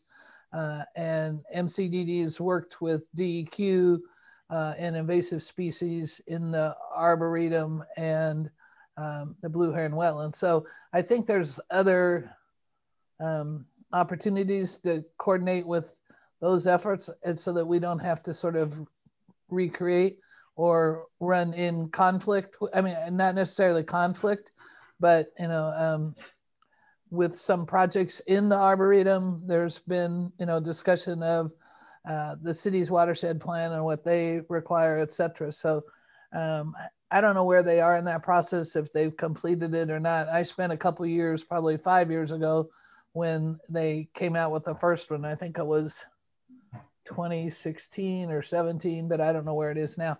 But I would encourage being able to stay informed of what those other permitting powers have, because DEQ has some and the city does, and that seemed to cause some confusion at some point in the past, but it sounds like you're on that. I wanted to make that comment. No, it's not simple even when you are tracking it. Surprisingly, right? The codes and the different planning efforts and the state and federal and local levels and the way that they interact. These are, yeah, I concur. And also I'm just really grateful that I've had the opportunity to get started now with the district, because there's a lot of relationship building that is happening in terms of getting to know the people at the different cities as they go through some of their code changes or planning endeavors, and hopefully continue to make it known that I'm here as a point of contact for the districts and as a person who will help make that kind of coordination happen. Okay. Any other comments? Well, Carrie, it's great to have you on board. I hope you're as excited about this as I am, because I mean, this is one of the foundational differences between the existing districts and the future districts. So it's a lot of opportunity, and we look forward to hearing more guidance from you. Thank you. It's really exciting. I appreciate the time. Bye all. I'd like Corky to add one comment, and opening a can of worms, but I noticed, and this goes back to Jonelle's comments, I hope the committee is going to be working on equity. We really begin to hone that down, because I would think we should be focusing on racial equity as opposed to social equity that I see is mentioned here. So I recognize there's a lot to discuss around that, and that's for another meeting, but I just wanted to throw that out. Thanks. I just want to concur with Councillor Craddock. 100% agree. All right, any other questions? All right, now we have 10 minutes to talk about money, I think. Colin, are you up, or are we going to Tanny? I'm up. Hi, I'm Colin Rowan, a Deputy Director at MCDD, Levy Ready Columbia Director, and I'm going to just quickly, for less than 5 minutes, hopefully talk about upcoming requests for proposals on revenue development. And there is a one-pager in your packet that has a little bit more detail, but trying to keep us on time. Just going to note that we are looking to procure a consultant to help this board, support the board in developing a revenue model that will incorporate all parts of the mission that is required of this district, and then to actually assess and recommend the ways to actually build out a revenue model for that work. And so that's taking all of the statutory mission and requirements, as well as what's identified through the mission, vision, values, and to actually take a look at how you would pay for that. And this district has a lot more tools at hand than the current districts. So in addition to the property assessment, also be looking at different ways to set up utility rates, potentially using system development charges, potentially looking at having people vote themselves into local improvement districts. So there's a lot of tools that currently we don't have that will need a consultant to help develop. Emily, would you please go to the next slide? So just wanted to give a quick project description. We will require some basic accounting to really understand and quantify some of the operational, administrative, and capital requirements, and that is both operating capital as well as major capital requirements. Help in this, we will be leaning on our own committees of this board to help direct, but really quantifying the environmental needs as well as some of the equity, diversity, inclusion requirements, and really the overall direction that to actually incorporate and fold all of that into this very revenue model and how we actually pay for things. We also need to define a level of service, and so that will basically be able to inform how we'll be able to develop that revenue model and reach out to the public as well. So we'll need this consultant to have a public outreach plan, and we'll be working with you as a board to help direct that, as well as with a revenue development work group. Can you go to the next slide, please? Oh, and sorry, you don't need to go back, but also there's some different geographic tiers that need to be considered. And so currently we just have our managed floodplain. This district is a lot larger, includes all of Multnomah County within the UGB.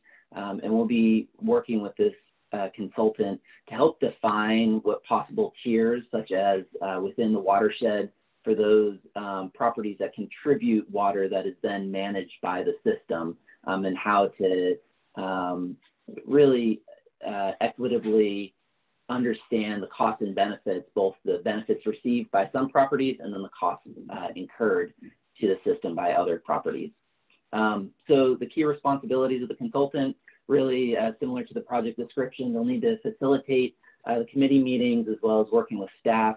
An outreach plan is really important, both to develop a proactive way to get input on those property owners and people that this will affect. But also this is an important communication tool as you as a board sort of build a profile, get people to understand the benefits of this new district and really what the potential is. We need to design an outreach plan that has that kind of forward-facing and kind of proactive approach. I think a really important piece here, other than the normal kind of reports that are in there, is that we want to have a model that's developed that is user adjustable, so that you could have some kind of. Are you able to still hear me? I just lost power. Yep. Oh, we can hear you. Oh, okay, that's good. Corky, I don't know if you still have power, but just lost in St. John's. Okay, so it's really important to have some kind of model that people, both in the public as well as you as board members, are able to adjust the levers and see how paying for different things or having sort of a higher level of service changes different rates or different ways of collecting the revenue. So we'll be working, making sure that that is incorporated. Next slide, please.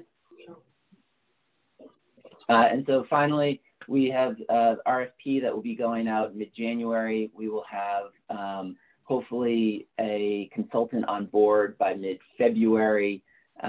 We will kick off all of this work with the consultant as well as a revenue team. This is split into 2 phases this fiscal year, being paid for by the grant we have with Business Oregon, about $85,000 this year and $65,000 next year, for a total of $150,000. And we expect to have them on board through June of 2022. There might be additional tasks that are identified through this work, so we will definitely need to be somewhat pliable as far as how we develop this and kind of what we hear from the public. So thank you for your time, and I will take any questions. Any questions for Colin? Oh, go ahead. Yeah, I do. Thanks, Corky.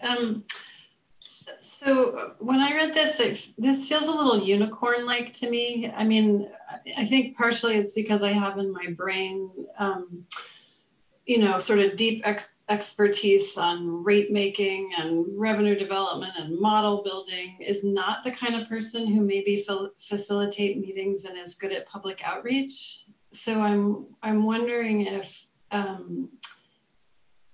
you know, if there's openness to the meeting facilitation and the public outreach, both of which I 100% agree, public outreach on how we develop this, you know, how we go about raising money is really important. I just am concerned that it's not the same either person or firm, because I just, speaking for me, I know I'm really going to want that expertise on someone or a firm that really understands rate making and building models, and I don't think of them as public outreach often. But so you're not recommending we hire an accountant to formalize an outreach plan? I am not. Yeah. But hey, this maybe this firm or entity exists. It just, when I read it, it felt a little unicorn-like to me. So that's Can I respond to that? This is Peggy. One of the things that we have really tried or are thinking to do is, at least in my experience over the years, is that you may hire one consultant that puts together a team, and it may have an outreach group, it may have the modeling group, it may have a finance group, but there's one person to contract through. And that's been our kind of our picture of going out if we're unsuccessful in getting that. But many times then it's all coordinated through one source. It's just, you know, the person that's doing the modeling ain't going to be doing the outreach. That's but I hear what you're saying, Ian. Yeah, I would just want to know the RFP is clear on that. I totally hear you, Peggy, on that model of how consultants might work. I would just want to make sure that we don't discourage the model builders of the world because they know they aren't, if they don't have that expertise. So it's just how the RFP is structured. And I definitely agree with you that in some ways, you know, we're looking for a team or someone who is a bit of that unicorn, and you know, hopefully they're out there. But I will emphasize that for the actual model that is built, especially that kind of user adjustable one, it is something that we hope would be able to be designed with public engagement in mind. And so, you know, someone with experience doing that often is someone that has experience with using and going out to the public about how utility rates are developed or changes in utility rates. But I do agree, we're in a pretty unique situation where we're basically starting at ground zero and trying to build a case. And Colin or Peggy, I presume you're going to come back to the boards very similar to what you did with the update on the financial advisor. Come back to us with kind of your final plan before implementing it? Correct. We just we kind of wanted to wet the whistle here. And I do want to say I had an opportunity to talk to a couple firms just in a general to see if that was even viable. And there was positive response. And actually a couple of people said, you're going to want outreach. You're going to want some outreach people in this process. And I said, yes, we will. So they were already thinking in that kind of a term of doing one consulting firm that has multiple facets and teams within it. So, great, thanks. And any other questions or comments on that? All right, we're running a little bit behind. So Colin, we're back to you to talk a little bit more financing, the spin rate shortfall. Okay, thank you. And Emily, I can no longer see on Zoom because I'm out of power and therefore Wi-Fi, but I'm on the phone. So if you could go to the slide that has spend to date, is it on there? Got it. Wonderful, thank you. So this is just a quick update on where we are through the end of October on our spend to date. You can see that a lot of our legal budget went into developing those bylaws, as well as a number of the things that were needed on the front end to set up the district. You'll also see that we are really spending a lot on the committee staff and admin, and haven't brought in the finance analyst, budget analyst, and we did, as you were introduced earlier in the meeting, we did hire Kirsten, so welcome her, and so you'll start seeing some of the spend on that board coordinator position very soon. So we expect to sort of level out instead of increasing the committee staff and admin time. So we will end up probably a bit above that $150,000, probably very close to what Peggotty had originally put out there, around $225,000, but it will be balanced on sort of the lower spend on the other positions. So it's all staff time, all expected staff time. And so we'll be able to update the board on that. You'll also see a lot of the other, mission, vision, values, consulting, as well as revenue consulting. Those are going to come online very soon here, so we'll start seeing the spend on that. Yes. Tanny, anything you'd like to add, or Peggotty? Go ahead, Peggotty. You can go first, if you have anything. I'm good. Okay. I would just say we're just doing the best we can to manage this. And one example was we added 50,000 today, potentially, for the finance. And we'll just continue to manage these as best we can.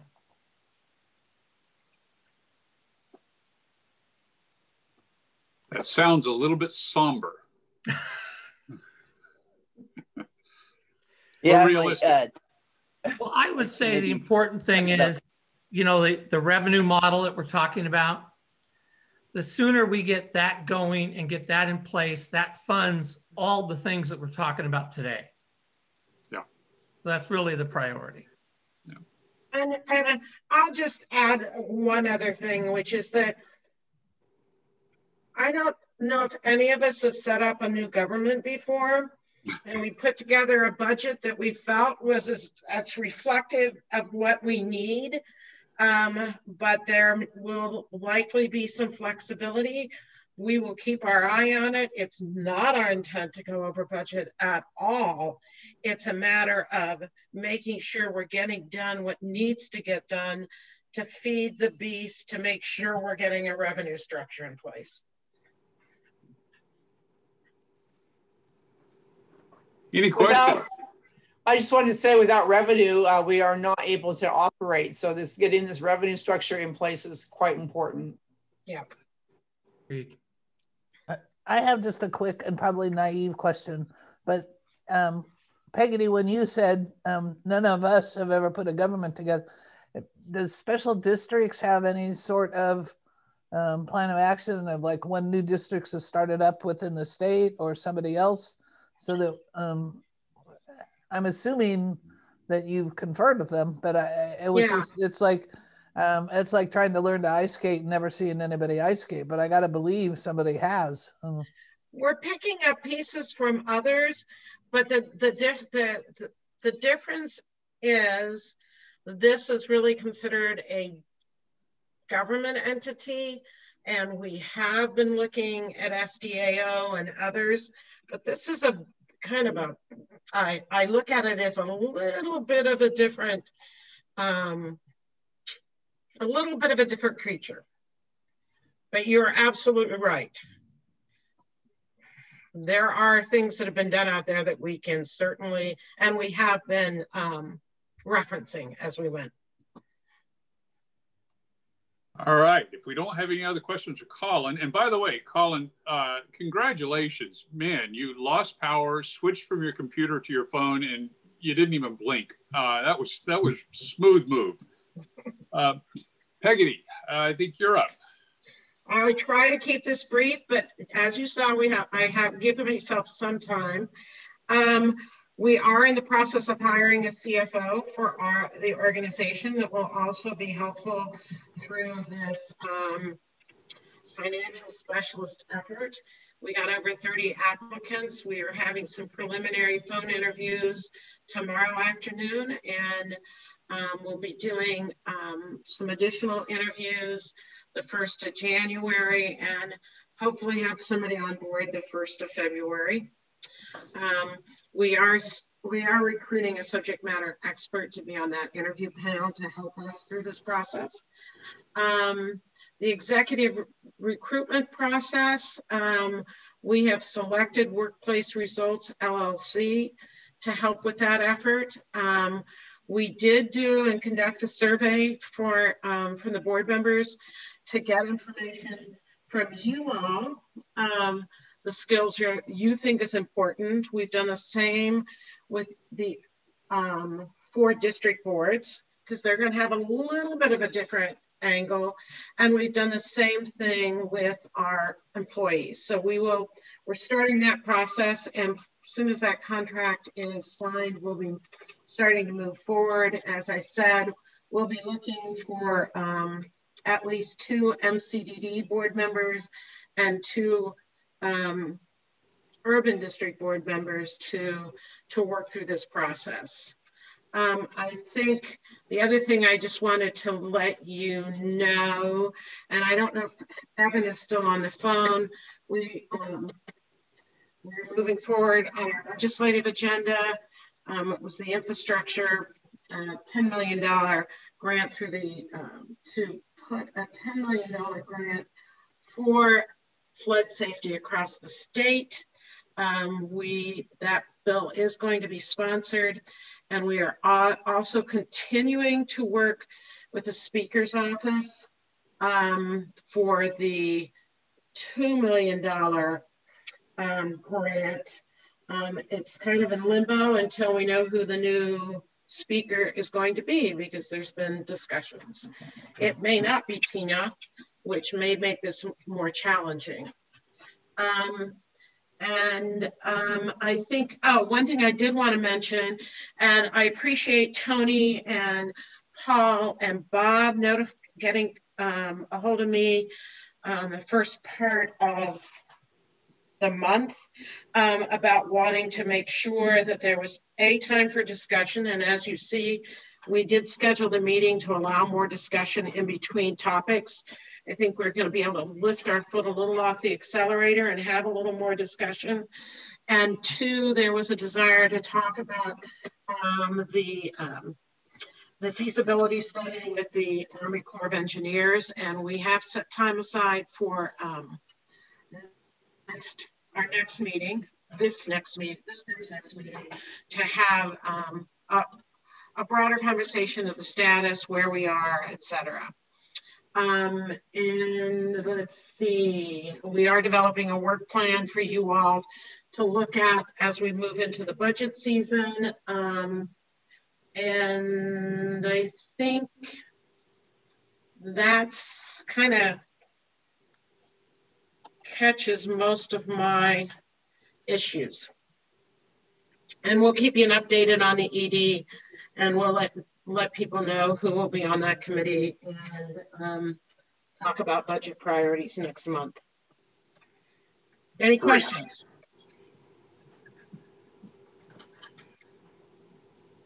And next month you'll be able to see my face, because it won't look like it does today. Don't get injured again, please. All right, then last item on the agenda is new business and public comment. Emily, do we have any public comments? Nothing that I'm aware of. All right. Any new business? All right. With that, I think I will declare us adjourned. Have a wonderful holiday, everyone. Take some rest, breathe, and we'll see you next year.